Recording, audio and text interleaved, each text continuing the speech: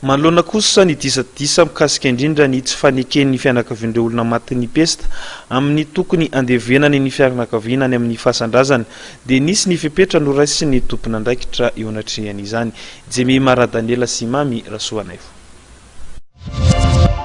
Manana anjara andraikitra feno amin'ny ady atao amin'ny fianakaviana aretina valana aretina pesta ny tsirairay izay miainga amin'ny isam-batan'olona. Mikasika ireo olona maty ahinana voan'ny pesta dia afaka milevina any am-pasan-drazany ny razana fa saingy ny tompon'andraikitra misahana izany no miantoka tanteraka amin'ny fikarakarana ny razana manontolo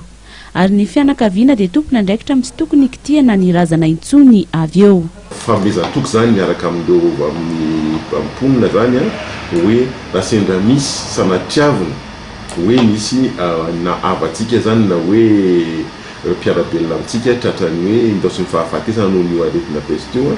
dia atao amin'ny fomba tena faran'izay mangarahara sy amin'ny fomba tena hoe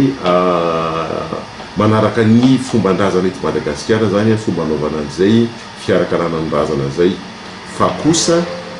tsy ny fianakaviana no mikitiky azy fa misy solotena fianakaviana manatrika eo zany dia ny tompon'andraikitra manam-pahaizana manokana mikasika an'izay no mikirakira ny razana eo ambany masony solotena fianakaviana ary arahana atsaka sy andavana zany ny fikarakarana ny razana io famonosana azy dia atao anatin'ny saka zay tokony hipetrahany mba tsy hamparetaka ny valanaretina. Rehefa vita ohatr'izay zany le izy dia azo hoentina alevina soamatsara fa tsy azo sokasokafana